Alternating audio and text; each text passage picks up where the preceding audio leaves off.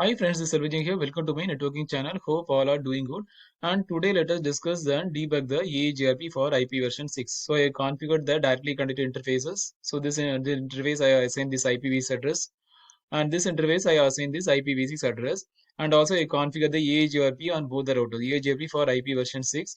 So for some reason this router I am unable to establish a neighbor relationship with this neighboring router. So let us go and first debug the issues. So let us go to the individual router and let us check the directly connected interfaces. Show IPv6 interface gigabit 0 by 0. So this interface is up, right? This interface is up, and we are seeing the link local address and the global unicast address. This address are assigned for the gigabit 0 by 0. Similar way, let us check the second router, right? Show IPv6 interface gigabit 0 0 by 0. So let us see. So this interface also up. So from the interface perspective, both the interface are up. So now let us check the neighbor, right? So go to router. How to check is show IPv6 EAGRP neighbor. So it is showing EAGRP 100 I configure that is in a shutdown mode. So how to activate it? Go to the configuration mode. Go to configuration mode IPv6. This is a command IPv6 router EAGRP 100. This is a command for enabling EAGRP in the router mode. Then do a no shut. Similar way, let us go to the second router and go to the configuration mode IPv6 router EAGRP 100 and let us do a no shut. So I activated the interface in both configuration mode, right? I activated the router EAGRP. So now let us check the neighbor relationship. So still it is showing the neighbor is not up and is showing no router ID for EAGRP 100.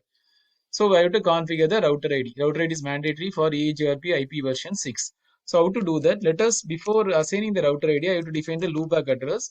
And that loopback address, I am going to assign this as a router ID. IP address 1.1.1, 255.255.255.255, followed by go to the configuration mode and specific this router mode. And now activate the router ID. EAGRP router ID is 1.1.1, right? Similar way, let us go to the corresponding second router and go to the configuration mode IPv6 interface. We will define the loopback address 1. Let us define the address as, so the loopback address, even though it is an IPv6, I can assign the loopback address as IPv4, and same this address I can assign as a router ID, right? So 255.255.255.255. So after that, what I can do, go to the configuration mode IP's router, then let us assign the router ID. EAGRP router ID is 2.2.2. So after assigning the router ID, you are able to see, right, the interface is coming up. Neighbor interface is coming up. So now let us check the adjacency. Show IPv6 EAGRP neighbor. So it is showing the neighbor adjacency link is coming up. You are able to see the link local address and the corresponding interface and the uptime of the neighbor. Similarly, let us go to the second router and do the show IPv6 EAGRP neighbor. You are able to see, right, link local address. The neighbor is a link local address, and you are able to see the uptime, right? Everything you are able to see. So now let us see the routing entry. Show IPv6 EAGRP route, or show IPv6 route. Let us see the route, right? So this is the thing you are able to see, D. You are able to see the D is nothing but a EAGRP route, and this is a destination network, and this is an administrative distance. So this is why it is reaching via this link local address. Similar way, let us go to R1, show IPv6 route. So this you are able to see the destination remote network, and let us also ping the network. So I how to ping. So go to ping 2001::2. I am able to reach the destination network. Let us check from router 1 also. Ping 2001::1. So I'm able to reach both the destination networks, right? So now what we can do, let us check the topology table. How to check is show IPv6 EAGRP topology.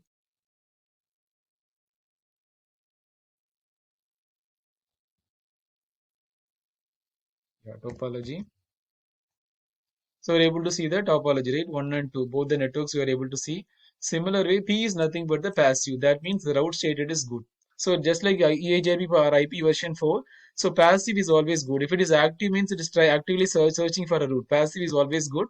So this is, it is showing the successor, and FD is nothing but the feasible distance, right? It will show you the feasible distance, and it is showing the successor also. Similar way, let us go to the R1. show IPv6 EAGRP topology. You are able to see the both the routes. So that is how the EAGRP we can configure for IP version 6. So if you want to see the packet tracer, you can go to simulation mode and let us run it. And now let us run it. You can see the EAGRP packet is flowing. You are able to see, right? Let us capture one packet. Let us ping that. So you're able to see the source address is always the link local address, right? The link local address and the destination IP, this is the multicast address. This is the way it will share the update between the neighbor. It will always share the information using the link local address as the source and the destination as the multicast address. So these are the points, key points you have to keep in mind while configuring the EAGRP for version 6.